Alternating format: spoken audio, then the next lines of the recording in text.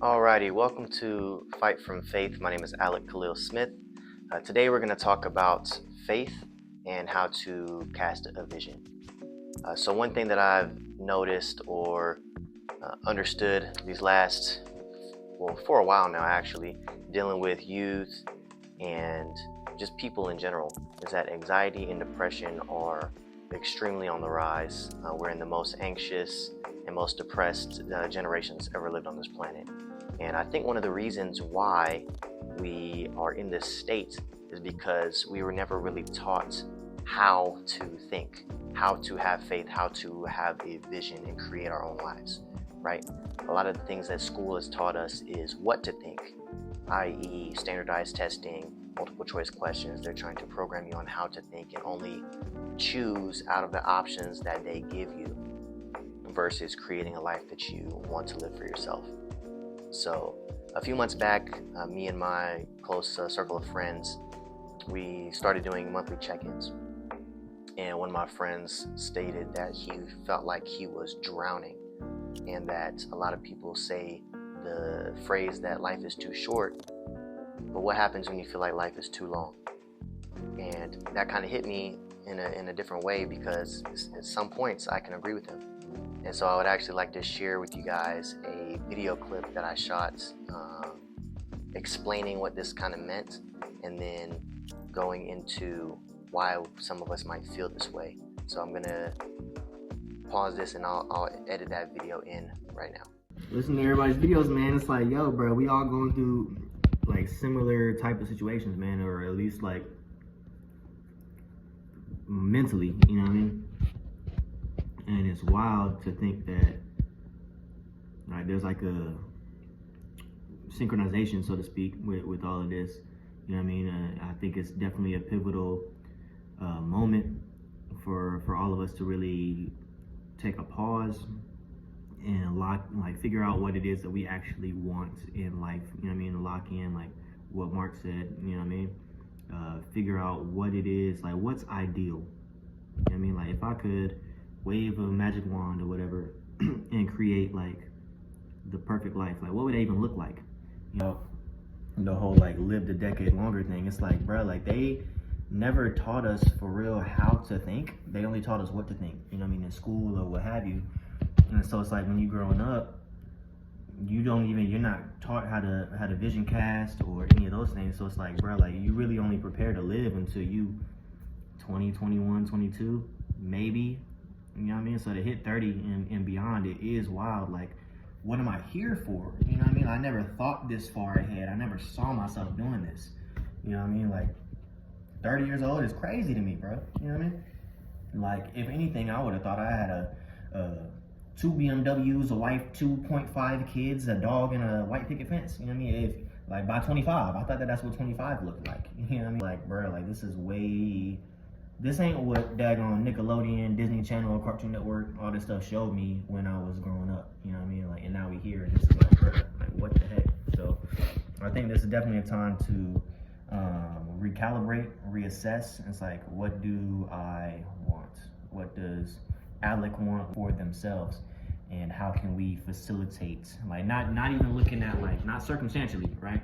Not taking like, oh, what am I going through right now and how can I fix what's going on right now? No. Scratch all that. Blank canvas, blank piece of paper. Like, what do I want? What can we do to make that happen right now? Like all I know is definitely our time is coming up sooner than we think. So as you can see, like feeling like life is too long often can take place when we don't feel like we're living with a purpose, when we feel like we're just going through the motions, when we do feel like we're drowning, or that life is just steadily going by day.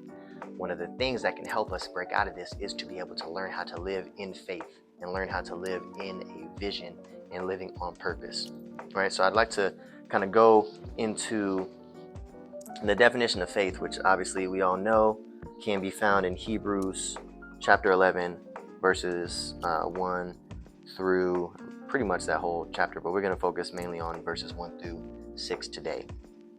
All right, so I'm going to be reading out of my English Standard Version today, but just go along with me, right? So it says, now faith is the assurance of things hoped for, the convictions of things not seen. For by it, if the people of old received their commendation. It says, for by it, the people of old received their commendation. By faith, we understand that the universe was created by the word of God, so that what is seen was not made out of things that are visible. By faith, Abel offered to God a more acceptable sacrifice than Cain, through which he was commended as righteous, God commending him by accepting his gifts, and through his faith, though he died, he still speaks. By faith, Enoch was taken up so that he should not see death, and he was not found because God had taken him. Now before he was taken, he was commended as having pleased God. And without faith, it is impossible to please him. For whoever would draw near to God must believe that he exists and that he rewards those who seek him. And so that's kind of where we get into our first point. I have my notes here with me as well, so I can keep track of everything better. But that's where we kind of get to our first comment, right? Or focus on today, is that faith and beliefs are not the same thing, right? So they are related, but they're not the same. So as we can see right here, it says faith is the assurance of things hoped for, the convictions of things not seen, right? So the New King James says the evidence of things not seen. So when you look at faith, faith is a position, right? Faith is the conviction, right? A conviction is like a noun, is a place that you are in. Now belief is more intellectual in a way. So you can believe, a lot of people believe based on what they see, right? The whole term seeing is believing. So you can see, or you believe based on intellect, and you have intellect based on the things that you know that are happening in your current circumstances, right? So this doesn't really allow you, living only in belief doesn't allow you to live in faith, if that makes sense, right? Because faith is a conviction of things hoped for, evidence of things not seen, right? Conviction of things not seen. So if your belief system is based off of your past, right? This is where the difference is. Beliefs are often based off of things of the past, based on evidence. Faith is based on a hope and on a future of things that you haven't seen, right? So that's how it's not the same. That's why it says now faith, right? So if you're in a now, I bring it all back to here. If you're living in a now that doesn't give room for you to have the temptation of doubt, then you're not living in faith, right? Because faith is future casting, it's vision casting, it's seeing beyond your circumstances. So if you're only living day to day and there's no doubt of what's going to happen, or like it's mundane, like you're simply going through the motions, like what we talked about, feeling like drowning, it's because you're only looking at the circumstances or what's around you and using that to determine what you feel like the future is going to be, versus taking things that you hope for and casting that into a future vision based on faith, right? Anytime you look outside of yourself or outside of your circumstances, it's going to be uncomfortability, right? And there is going to be doubt associated with that, because anytime you're learning, stretching, going to a new height or anything different, it's going to be uncomfortable getting out of that comfort zone, right? No matter which way you're going, right? So if our comfort zone or our subconscious brain works like a thermostat, then whether you're turning the dial up, trying to get hotter, or turning the dial lower, trying to get colder, right? A thermostat will automatically kick in and try to regulate the temperature, no matter if I want it hotter or if I want it cooler, right? That's the job of a thermostat, is to regulate and stay in a zone of comfort, right? So anytime we try to stretch ourselves outside of that, whether it's through health, whether it's through finances, whether it's through relationships, anytime we try to go into uncharted territory, there is going to naturally be a uncomfortability with that, or a temptation for doubt. That's where faith comes into play. Your faith has to be stronger, right? Your convictions has to be stronger than what you see around you, right? So faith is the ability to believe in the face of what seems to be evidence, right, against it. And so that's where we kind of go into our next scripture, right? So Romans 4 verse 17, we're going to go there because that kind of goes directly into what I'm talking about. So let's turn there. Romans 4:17. It says, as it is written, right? So first of all, we're going to pause right there. As it is written. This is like one of the coolest phrases in the Bible. Right? One, Jesus uses this to go against Satan when Satan tries to tempt him after his fast, right? But it is written. That means regardless of what I think, regardless of where my mind tells me to go, regardless of what the circumstances tells me, I can trust in this word, right? It is written. All right, so a little caveat, a little note there, but getting back to the verse. As it is written, I have made you the father of many nations, in the presence of the God in whom he believed, who gives life to the dead and calls into existence the things that do not exist. So obviously this is in reference to what God told Abraham, right? I will make you the father of many nations, right? But then it goes into in the presence of the God in whom he believed, who gives life to the dead and calls into existence the things that do not exist. So right there, it shows us that's like a glimpse into how to cast a vision, right?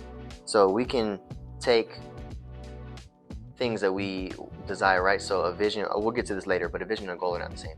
But a vision is taking and having faith in a things hoped for, is taking into those things that you're not seeing, right? Because obviously, like we just said, if you're looking at your circumstances, only basing things off of your circumstance, you're not living in faith, right? You're living in this thing that we try to call reality, or living solely in the flesh, not understanding that the spirit is greater than the flesh and more real than the flesh, right?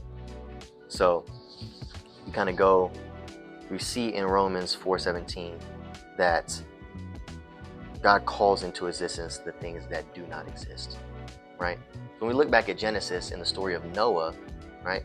Noah was called to build an ark because of this rain that's supposed to be coming. Nobody in his generation had ever seen rain, knew what rain was or whatever, right? And so Noah had to have faith in what God told him was going to happen, right? And started building this and working on this ark, this boat, for 120 years until rain fell. You got to imagine what his family thought, right? What his friends and neighbors thought of him. Everybody was looking at the dude like he was crazy. They're like, one, first of all, what is a boat? Or like, why are you having a boat in the middle of the desert? Two, what the heck is this rain that you're talking about? They had never seen water fall from the sky. They'd only ever seen water come up from the ground, right? But Noah, so in that, Noah was literally told the exact opposite of his experience or his circumstance or what life had been telling him. It had been direct opposition to his beliefs, because based off of everything that he's seen, he always only ever seen water come up. He ain't never seen water fall down, right? But he had faith in what God told him, and because he was able to have the conviction that what God told him was greater than what he saw, he continued to work on this thing for 120 years every single day, right? So that kind of takes us into this whole thing about like what do you believe, right? So there's oftentimes that I know I've been in the same place where I believed my obstacles more than my opportunities, or I believed in more danger over my destiny, right? I think I've told you in previous videos, like God's told me things about my life that I don't see now, that I haven't seen in my past, that my circumstances would tell me are not real. But like this whole thing, right? This continual conviction, this continual calling that God has placed on my life. Like I feel that pull still. I still have faith in what God has told me, even though my circumstances aren't directly reflecting that of what I know to be true, right? But that's where it kind of goes into belief, because oftentimes our circumstances or our reality reflect what we have believed in the past, right? And so we might think that we believe something, or we might think that we have faith in something, right? Then we got to ask, like, well, what do you believe? And sometimes you think that you believe something just because you told yourself that you believed it. But then there's no action behind it, right? And if there's no action behind it, then you don't actually truly believe it, right? And so that's one of the things that we can see in other verses. So I'm kind of going back to when it says, like, sometimes we believe more in our obstacles than our opportunities, or more in our dangers than in our destiny. So this is why I want to go to Psalms 91, We're going to look at 2 verses in Psalm 91 that kind of help us get out of that thought process, right? So Psalm 91 verse 3 says, "For he will deliver you from the snare of the fowler and from the deadly pestilence." Right now we can go down to verse 13 where it says, "You will tread on the lion and the adder, the young lion and the serpent will trample underfoot." Right? So this goes right into the same sentiments of we're more than conquerors through he that loved us. This kind of goes into the same thing as no weapon formed against me shall prosper, right? It's like, you will tread the lion and the adder, the young lion and the serpent will trample under your foot. So even when dangers present themselves, even when obstacles look greater than opportunities, the Bible is telling us right here that he will deliver you from the snare of the fowler and from the deadly pestilence. Like, God's not going to let you stay in these places if you are pursuing him, if you are chasing after the vision and the calling that he's placed on your life, right? So when we get back to Hebrews, right? Hebrews 11. There we go. It says, "Now faith is the assurance of things hoped for, or the substance of things hoped for, the evidence of things not seen," right? And so when you take the word substance, right?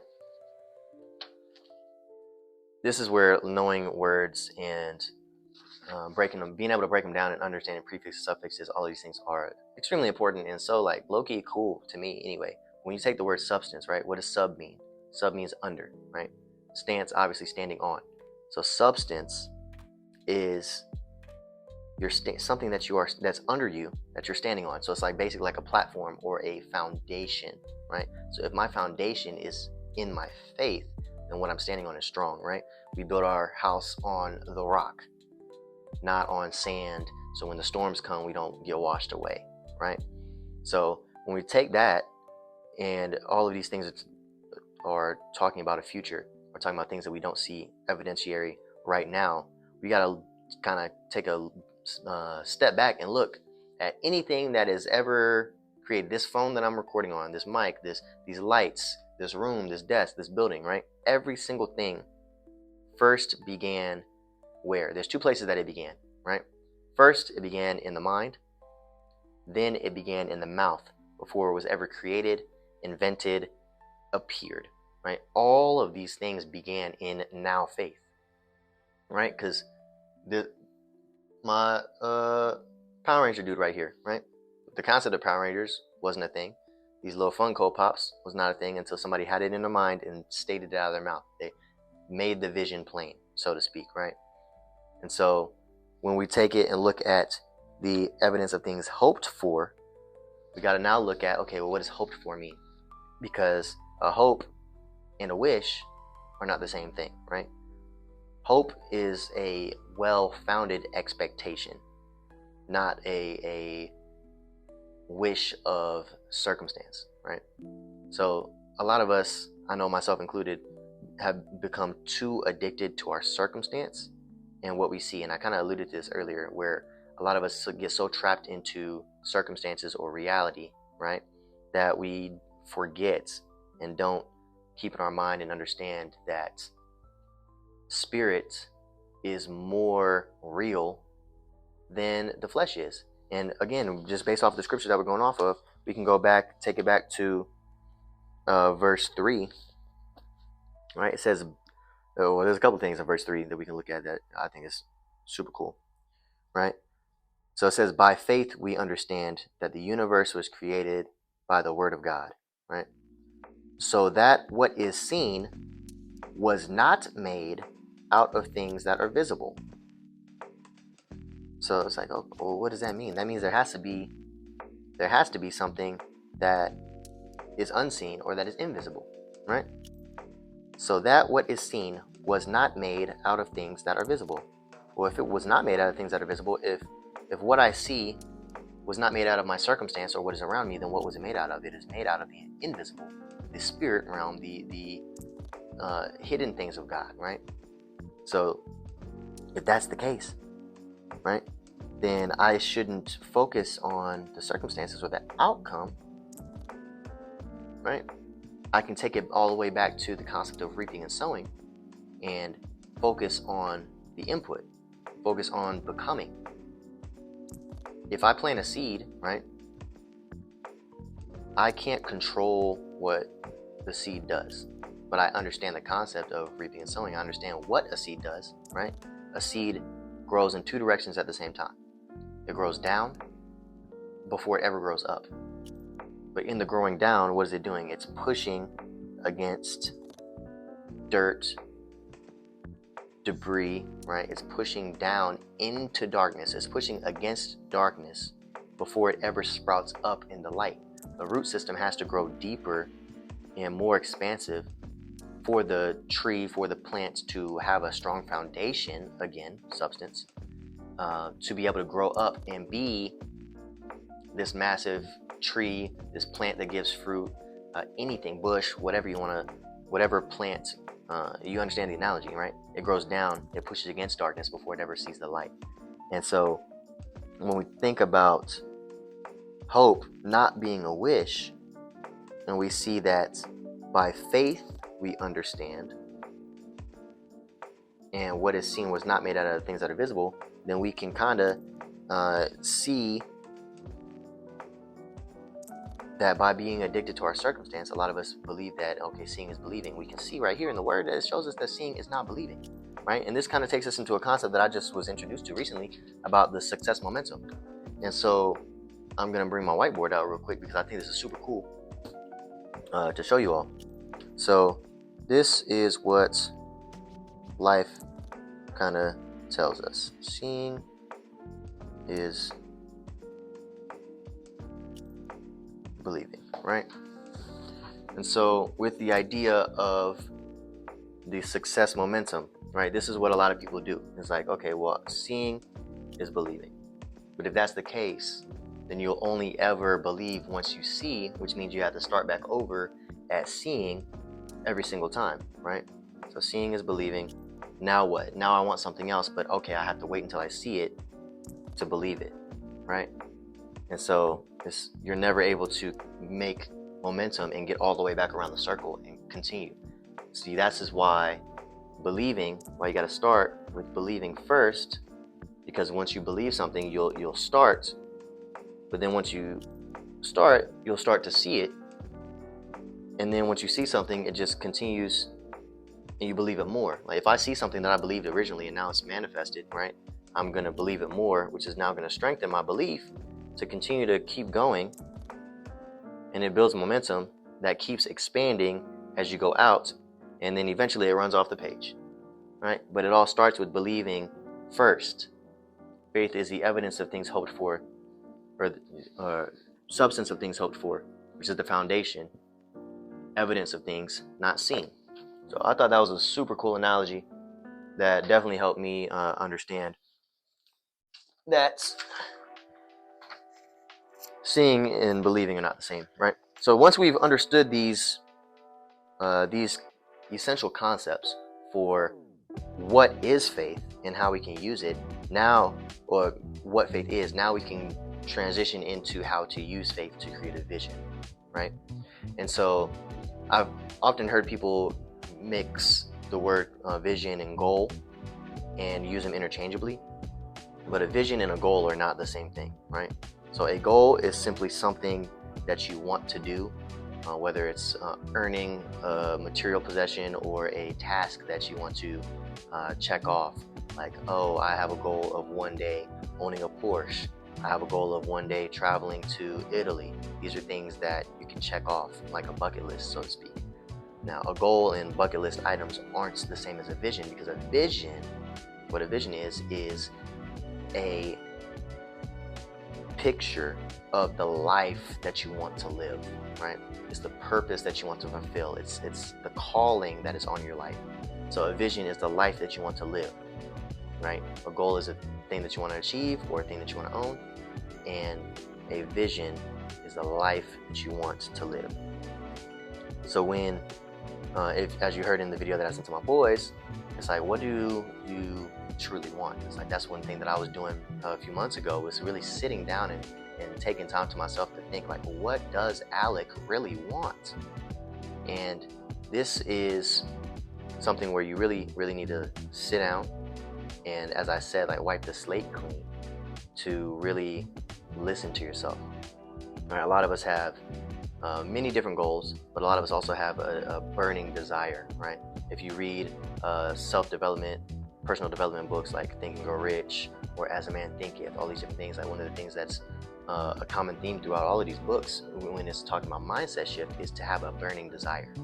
I would equate the same thing as a burning desire to a calling on your life, right? Because no matter what you try to do when you're running from your calling, like, God is going to bring that thing back, right? You can hide under a rock, you can hide in a wine press like Gideon was, and an angel of the Lord will still come to you with a greater purpose on your life. So you can try to outrun your calling, but your calling will never outrun you. You know what I mean? Like, you won't be able to.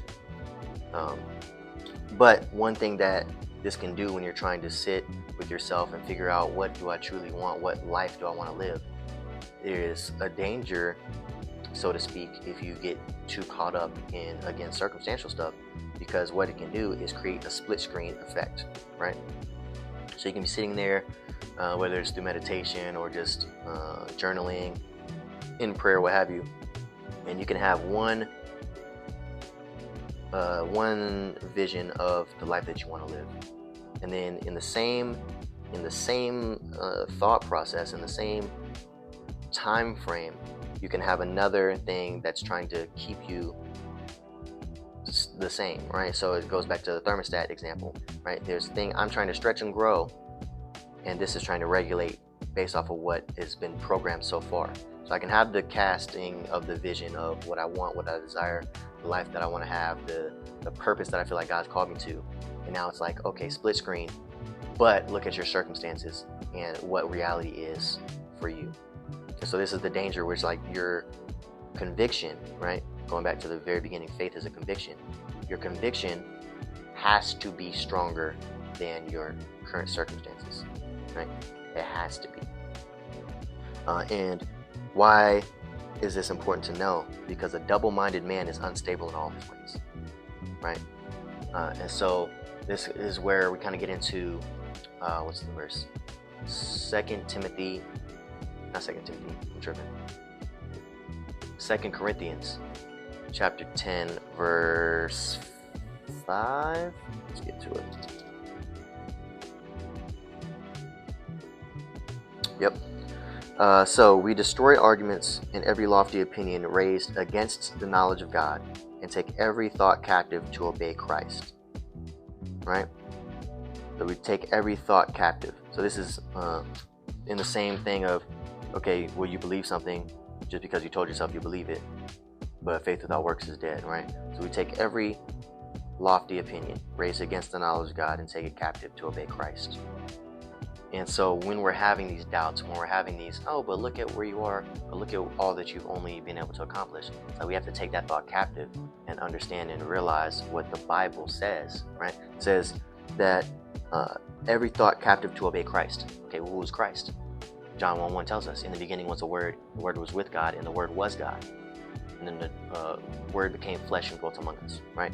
So we can take every thought and measure it against what the Word of God tells us, and then we'll be able to actually see what is true, right? We're more than conquerors, right?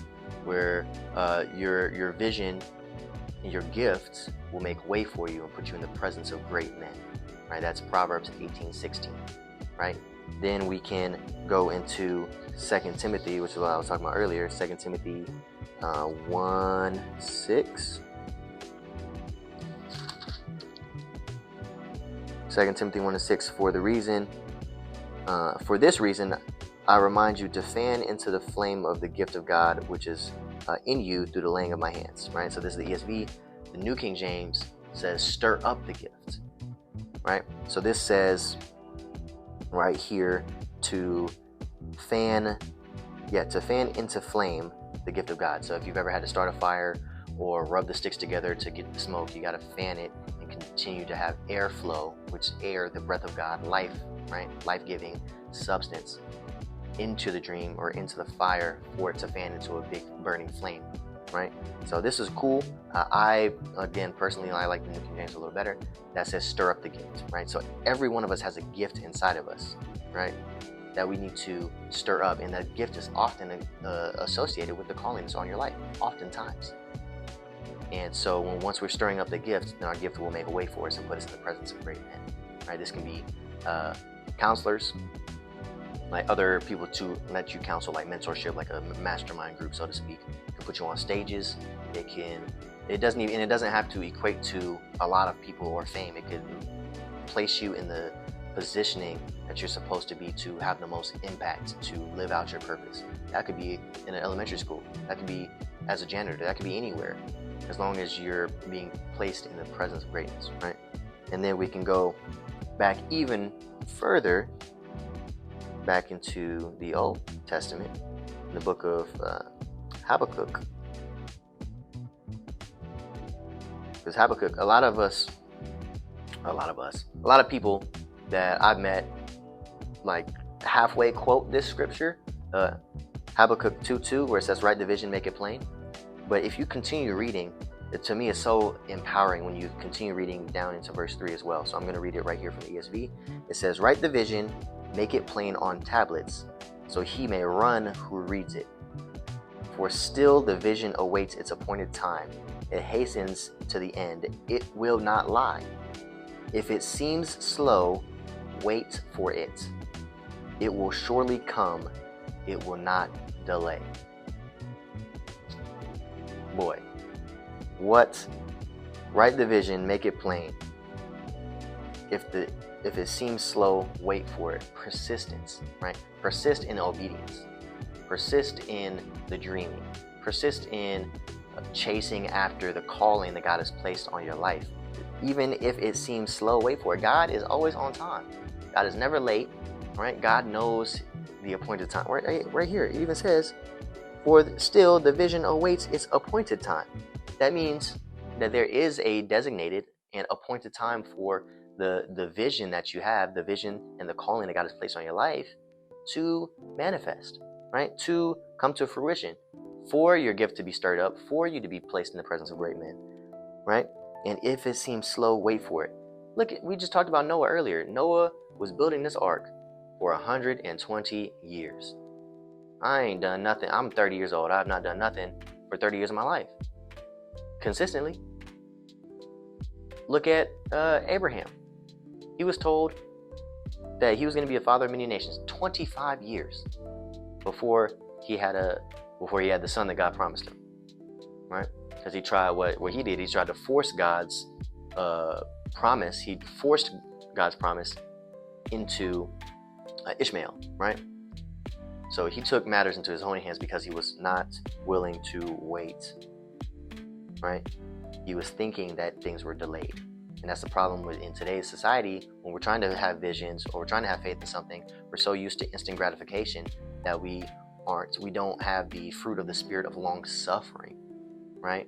If we understand that there is an appointed time, if we understand that if it seems slow that we should wait for it, that we understand that it will surely come and it will not delay, we can have comfort and find solace in our faith, even though our circumstances might not reflect. Because the whole point of having faith is, again, like not necessarily anti, but it shows us in the face, like we talked about earlier, that if I'm in a place where I don't have to have faith to be there, I'm not pleasing God. I'm not using faith because I'm only looking at circumstances. So the very fact of me even having faith is showing me in the definition of it that I'm going against what I see right now, because what I'm having faith for is not in my current reality, no matter what level you get to. Because once you get to another level, the Bible talks about taking us from glory to glory. So once we hit the level that we originally had faith for, one, my strength is going to be strengthened, or my faith is going to be strengthened. For the next step, now I'm going to be able to have evidence, right, of, okay, God came through back then. Now I can have a greater level of faith, right? Eyes have not seen, ears have not heard, nor has entered into the hearts of man all the things that God has for us, right? It talks about God doing exceedingly abundantly above all we can ask or think. So if I'm thinking down here right now, but I'm having faith to get here, once I have faith to get here, it's like, oh, well, if God could do that, then God can take me here and here and here and here. Greater works will you do, Jesus said, right? Greater works will you do. And we know all the crazy stuff that Jesus was doing, all the miracles that he did, right? I want to be like the apostles in Acts, where my shadow healing people. You know what I mean? So it's like once we take every thought captive and force it, right? Think of it like a trial, right? Take every thought captive. If we put it on trial against the word, right? When it's, oh, I'm never going to be successful. Oh, man, I'm stupid. Oh, all these things, right? And we're giving life to that because the power of life and death is in the tongues. We can take those thoughts, and rather than speak them out or speak them internally, we can take those thoughts and put them on trial against the word. And what does the word say, right? And if the word is the judge, obviously it's going to side with the word, right? So, dropped that. So, again, how do we take faith and make it into a vision, right? So, from my experience, I've noticed that people are afraid to chase their dreams for a myriad of reasons, but one of the ones that comes up often is the fear of judgment, right? Oh, what are people going to think? What are people going to say? Especially if I'm talking about something that is not any way indicative of where I'm at right now. There's one thing I want to say about that, right? People are going to judge you regardless. People are going to judge you regardless of whether you're living the life of your dreams or not. And so my only question to that is, or not even a question, it's more of a comment. It's like the only thing you can control, like we talked about before, is the input, right? In reaping and sowing, you can only control the inputs. You can only control the becoming part. You have to become before you can have. Be, do, have. You have to become before you can have. If the only thing that I can control is the input, that means I can basically control what it is that you're trying to judge. So would I rather you judge the me that is hiding from my dreams, that is settling for a mediocre life? Or am I going to present to you the one that's pursuing his dreams, pursuing his goals? Since you're going to judge anyway, I'd rather you judge the one that's pursuing God's calling. If you're going to judge me for following what God has said over me, right? Follow me for having faith to step out and do the things that no one has seen before, right? If you're going to judge me anyway, judge that one. Judge the one that's pursuing, not the one that's hiding and settling, right? Or like scared.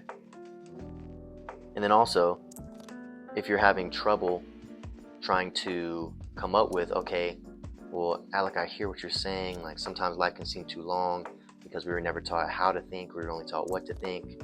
I can understand that, oh man, if people are going to judge me either way, I want to pursue my dreams, but how do I know what my dream is?